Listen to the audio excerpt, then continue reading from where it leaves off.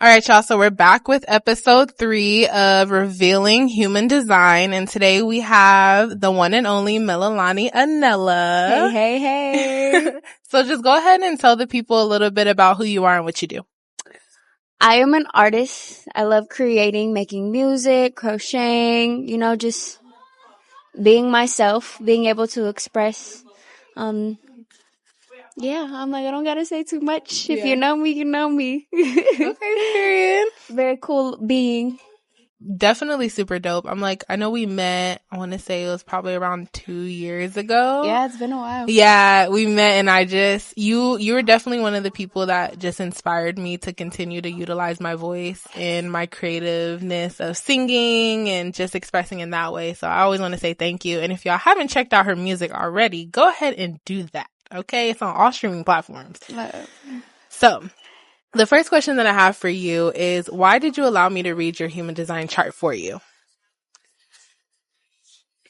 One, I trust you, and I wanted to learn more about myself, and just being around someone that I know that I can be vulnerable with, and also be more in depth with myself and know that it's safe to be in this space with you and learn that.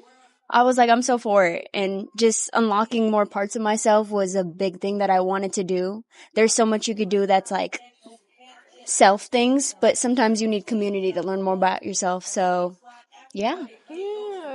I love that. I love when people are like, oh, I trust you. I'm like, thank you. Cause I definitely use my powers for good. So that part. Yeah. I'm like, cause we all have the powers. Like, how do you use it? Okay. Yeah. So the next question is like, what was the biggest shock or aha moment from any reading that we've ever done? You told on me. You told on me. Like, parts that like I knew about myself that I would just kind of keep quiet, It was like I know this about myself, but I don't need anybody to know too much about me. You know how you kind of have like a surface level persona and then you have like your inner. And the fact that you were telling me about how I would move in certain aspects, I'm like, oh, she knows me a little too well. She broke down a wall. This is crazy. Yeah. So I was just quite shocked in that moment. Yeah. That's honestly how I felt too when I first started reading into human design. I was like, why is this accurate? Yeah. Why is this too accurate? It'd be so accurate. It's like, oh. Bullseye. Right, quite literally like on the target. What was the hardest thing for you to admit was true about your human design? And if you have already, like, how have you navigated through accepting it? I think the hardest thing is how emotional I am and how I move so much through my emotions. I know you're not supposed to let your emotions guide you, but you're also supposed to allow them to be and, just feel them. But learning how much I move through my emotions and how to actually be more logistic with it and ask those questions, make sure that it feels right within myself before saying yes and no to certain things. So that was quite hard to take in because I'm like, oh, I know I'm emotional. I know I'm a woman. I'm emotional in general. But just learning how much I really did move with my emotions, I was like, okay, you know what? It's time to learn them, but not be embodied by them fully. Yeah. Yeah. I think that's really big for a lot of people to learn because, like, even in human design, are you okay if I share your type? Okay.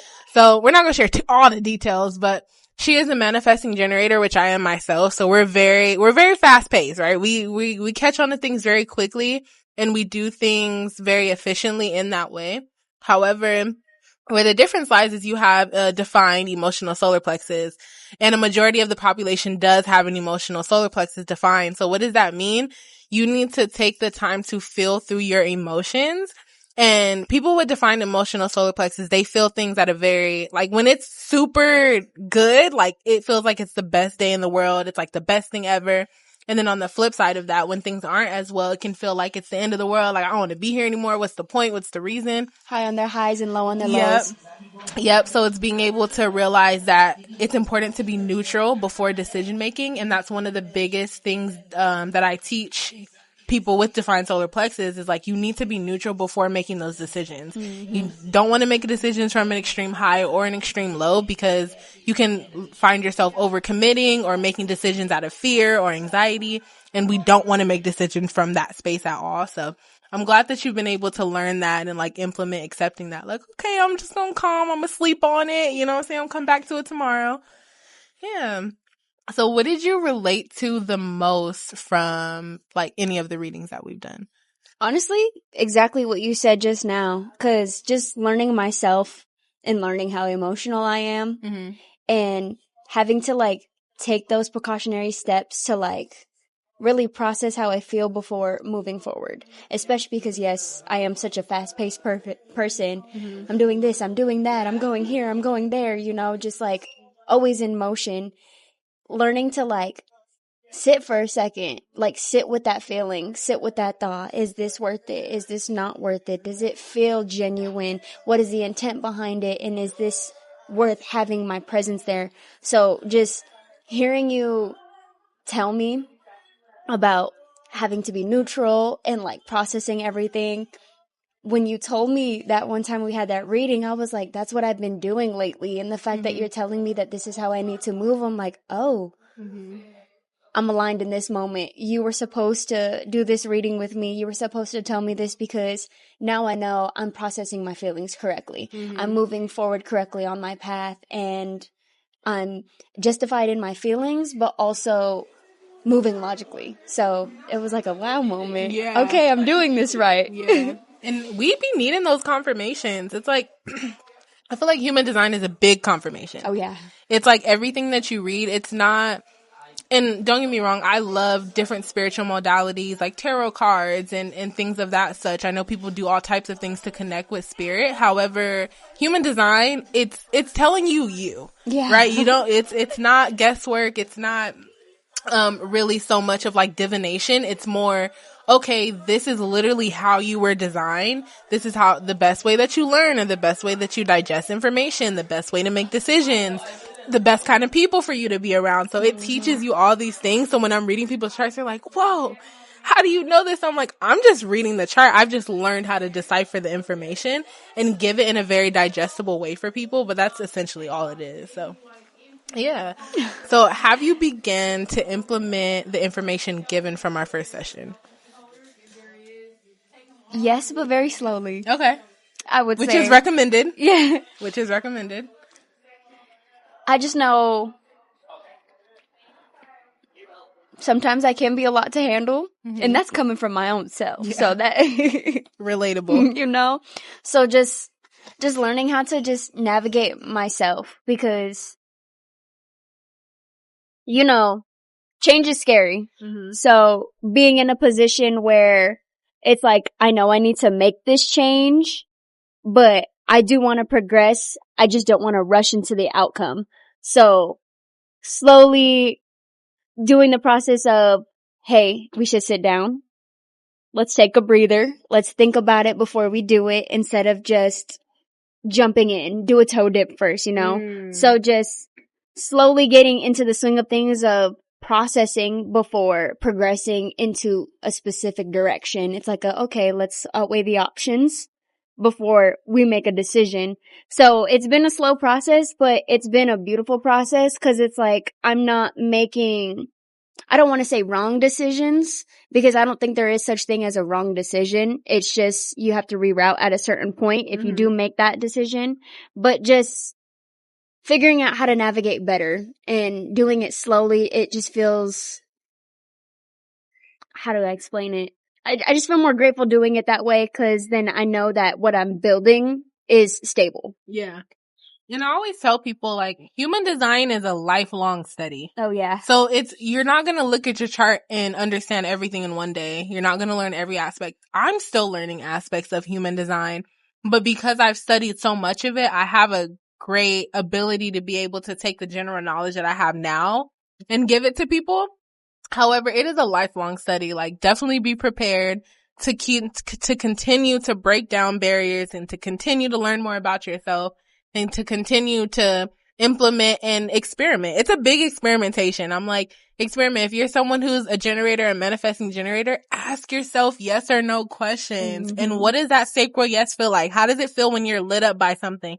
How does it feel when you're repulsed? Does your body retract? Like what is those feelings that you get in yourself? And that's how you're able to utilize that to make bigger decisions. Mm-hmm. So I always tell people, like, start, especially for, and generators and manifesting generators are the only ones with defined sacrals. So it's like, as a generator, continue asking yourself those yes or no questions for small things, or this or that questions for small things. And then you'll notice that you built that muscle. And then once you come to this big decision of like, oh, do I want a career switch, or do I want to move, or do I want to take on this big opportunity? You know what a sacral yes feels like, or you know what a sacral no feels like. And if it's a I don't know, then it's a not right now. Okay, do not make that decision now. Allow yourself to, like you said, sit in that stillness and just process the information. We move in such a fast-paced society that it feels like every decision needs to be made now. Everything feels like an emergency.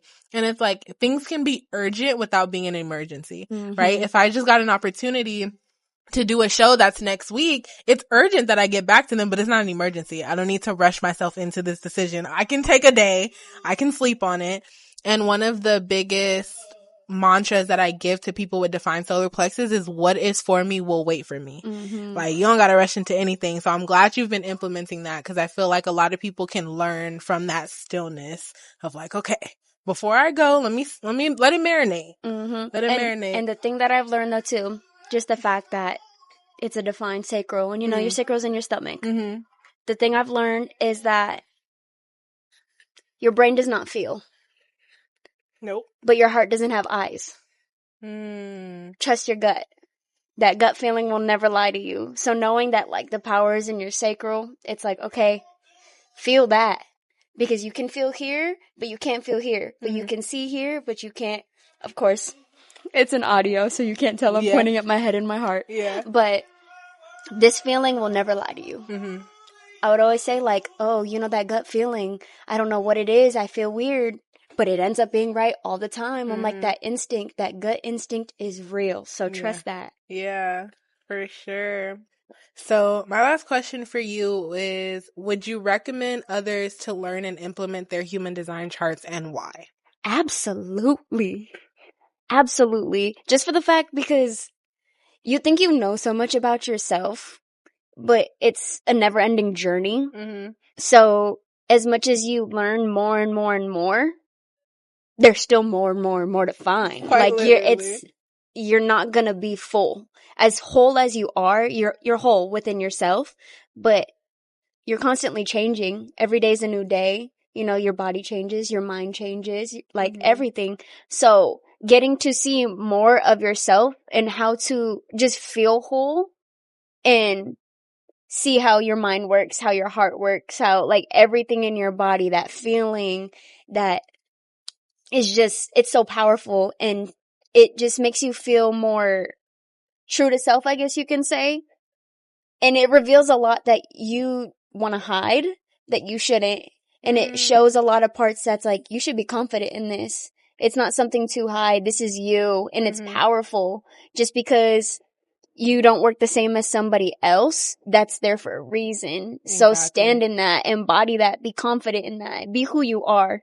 Yeah. So yes, learn more about yourself, because life is about experiencing. Life is about finding yourself and being just you in general. So yes, please do it. I recommend. If you need someone to do your human design, she's right here. You know, live and in the flesh. You know, session book, like, you could literally book a session right now as you watch this. Link in the bio. Okay. Yes. One, I just want to say thank you for sharing your energy. I feel like every time that I'm able to read different people's charts and talk to them about it, I learn more about everyone's different experiences. Because even though, like, we're both manifesting generators, I don't have a defined solar plexus. So I learn differently within regulating my emotions. But being able to talk to people who do have defined solar plexus, it's like, oh, now I have the ability and the tools I need to help other people.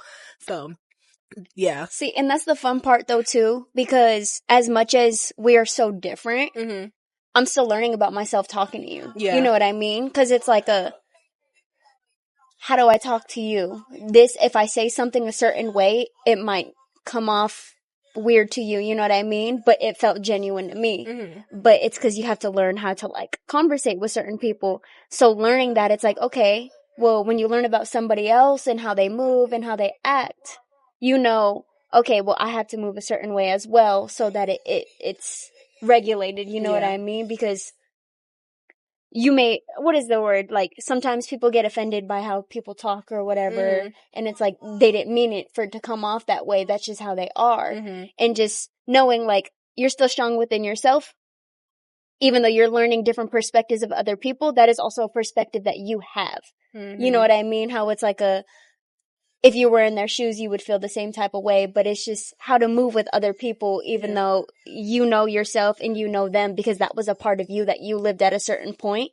You just are at a different level. Exactly. So just being able to move with the different levels of self within other people. I feel like that's what I was trying to say. I just couldn't get to it. I agree though, because even like not having a defined solar plexus, my mantra is don't take anything personally. So I know that one too. And then like having a partner where he does have a defined solar plexus. First of all, if you have a defined solar plexus, those emotional waves come every day, almost every moment. It's like you're always going through them. So I'll see, like, it can be something as simple as like, oh, you're hungry.